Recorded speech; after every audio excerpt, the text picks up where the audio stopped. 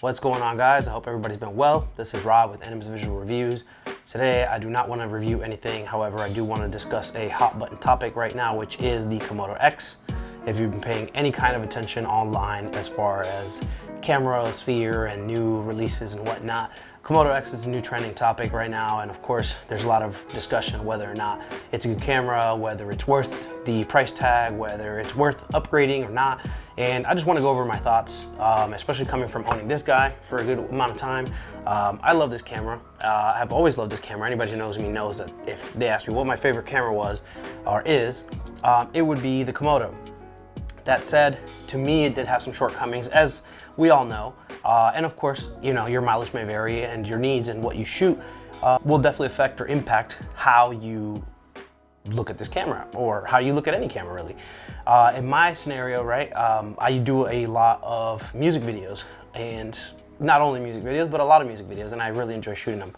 That said, having to shoot with this camera and its limitations did definitely leave something to be desired, which had me going for my FX6 a good amount of the time, namely autofocus and things like that, and also the slow motion capabilities, which is my biggest gripe with the Komodo, especially when you have to crop in.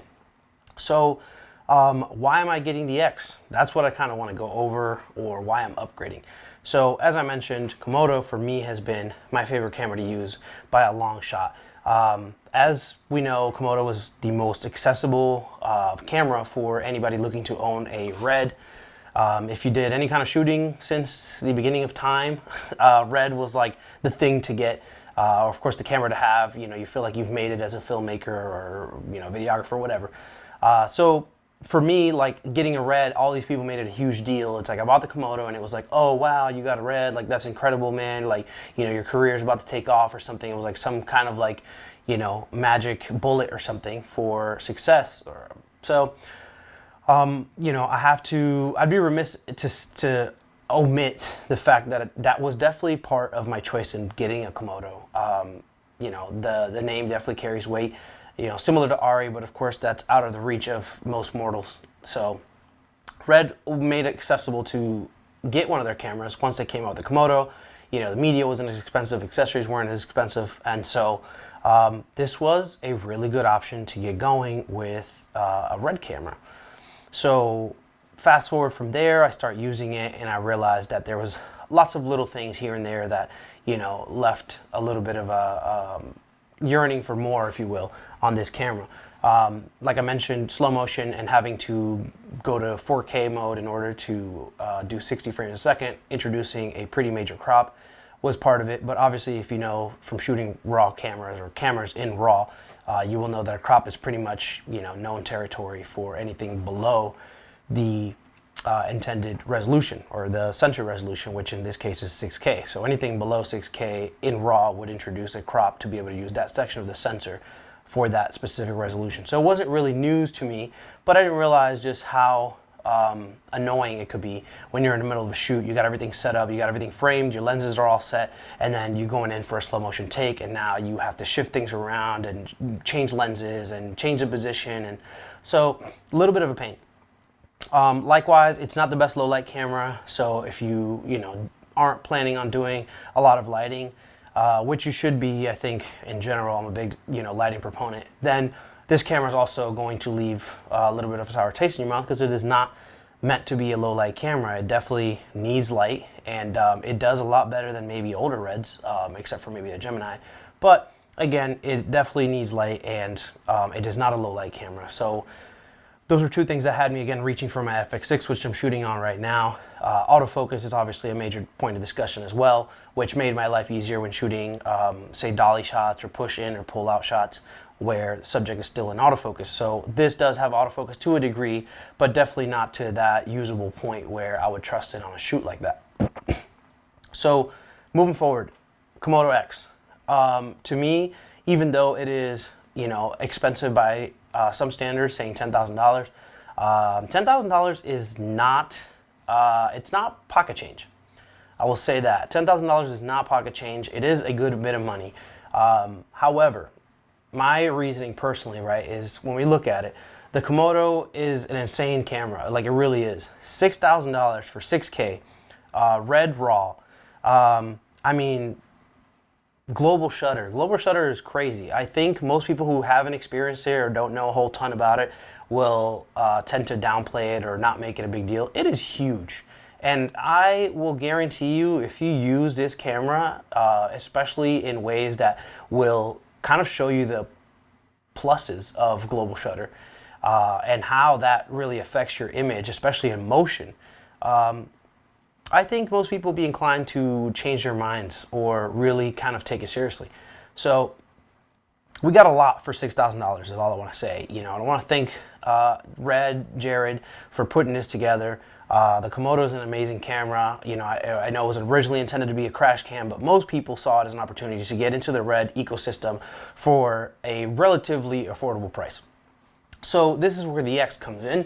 And of course, it's a $4,000 price difference. So most people are really just like, oh my God, that's so crazy. Like, it's way too expensive. There's really not that much more over the Komodo, whatnot. So here's the thing. This is, to me, the best camera I have used except for the slight shortcomings. It is arguably one of my favorite cameras and would be absolutely my favorite camera if not for the slight shortcomings that it does have, which have me reaching for other cameras which are better suited for certain situations. In walks the Komodo-X.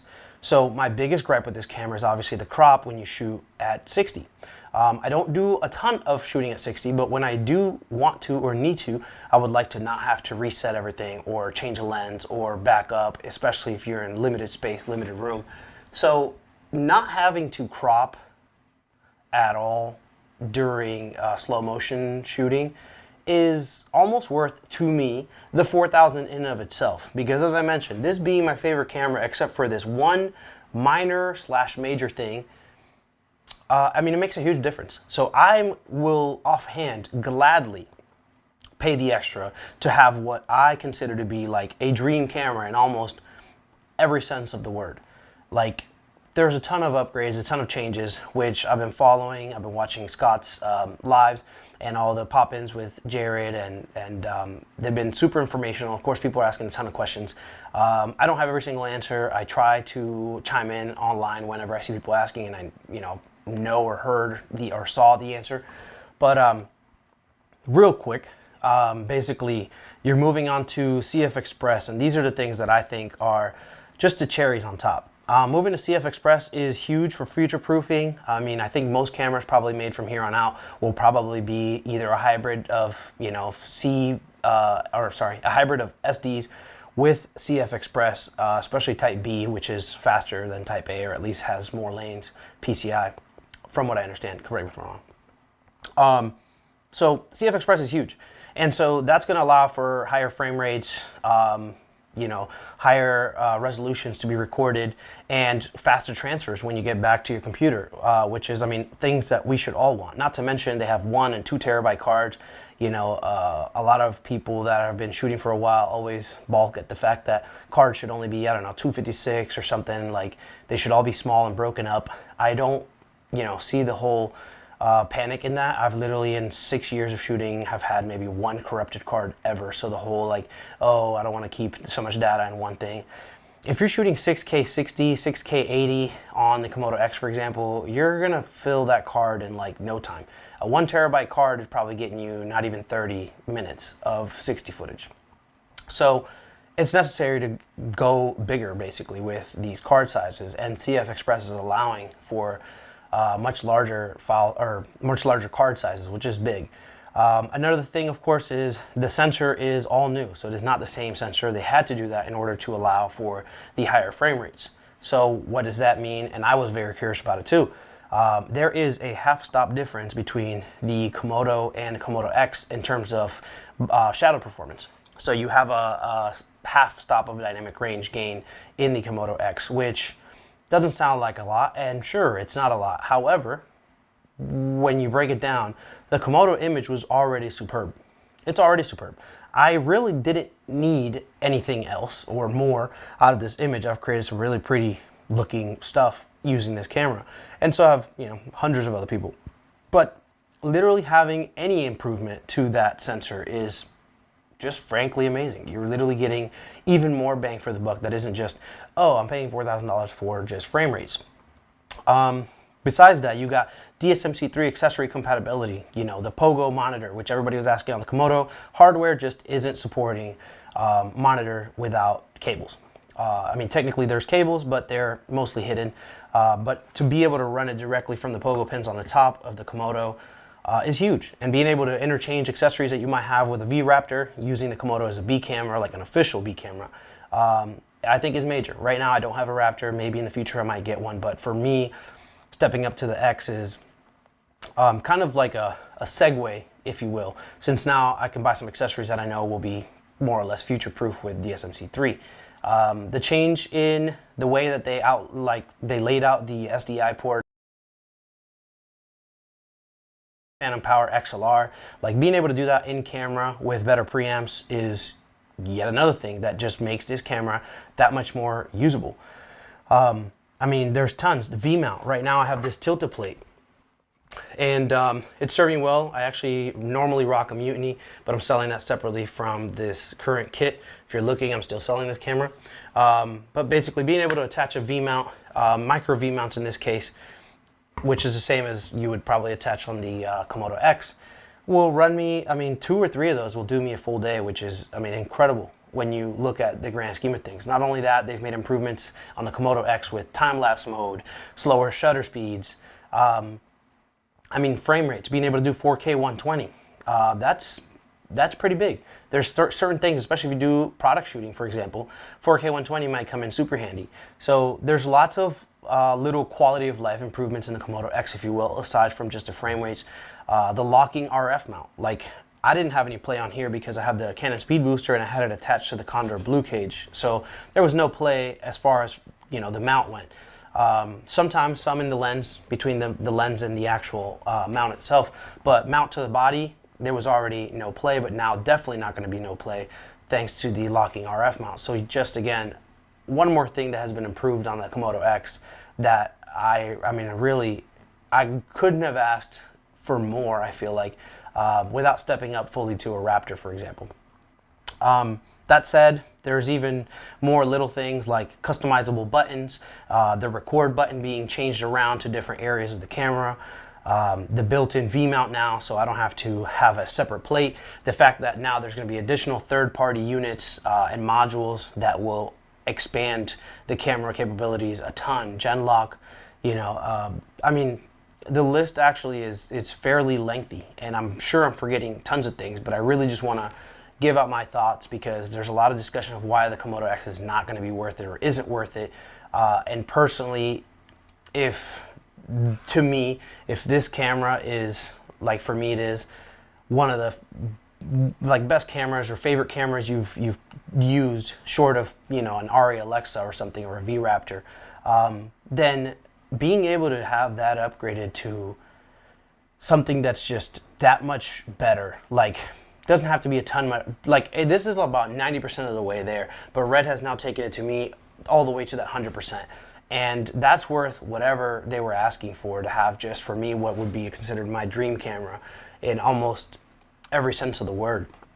So I'm excited personally. Adorama has shipped mine as of yesterday, so I'm excited to get the Komodo-X in my hands. I'll hopefully be doing some comparisons, some unboxings, you know, maybe some answers, questions and answers. If you guys have any questions on the Komodo-X versus the Komodo, I'll try to answer anything I got. But I'm personally excited to shift completely from using, you know, other cameras, and I have 13 since I do rentals here in Tampa. But I have a ton of cameras here, and I just shift between FX6 and Komodo depending on the shoot and what I'm going to need to do. But having the Komodo-X, I mean, it really just would be that camera that I'm going to reach for every single time for pretty much any shoot once it's outfitted and rigged the way it needs to be with, you know, again, audio, being able to do slow motion if I need to without having a crop. I pretty much glue the speed booster on to the camera since I like that wider field of view. So anyway, I didn't want to get too long-winded. Just wanted to rave about the changes with the Komodo, and if the Komodo itself, the first one, was one of your favorite cameras, to me the upgrade is almost a no-brainer. As you know, whatever it costs, if you're, you know, currently working doing video, like you're gonna make that money back. Not to mention, you're always gonna have a camera you can, rely on and depend on to pretty much cover most of everything. There's always gonna be better things. Autofocus has been improved. I hear it's not, Sony levels, but with an improved autofocus, and I guess they have face detect autofocus. So there's a lot of stuff. USB-C to your phone and being able to monitor off a phone in a pinch, like those types of things are huge quality of life improvements, again, that would just make this camera that much more versatile and that much more useful. And it's a lot of money. I mean, I'm selling this camera, I'm still gonna have to come up out of pocket, maybe $4,000. So it's not chump change, but I think to me, being able to have a camera that I'm gonna be absolutely in love with and absolutely love shooting on is gonna be huge. So anyway, if you guys have any questions, comments, what have you, leave them down below. Be happy to get to them and answer whatever I can. If you have any other questions, feel free to DM me or send me a message on Instagram. Till next time, guys, I'll catch you later.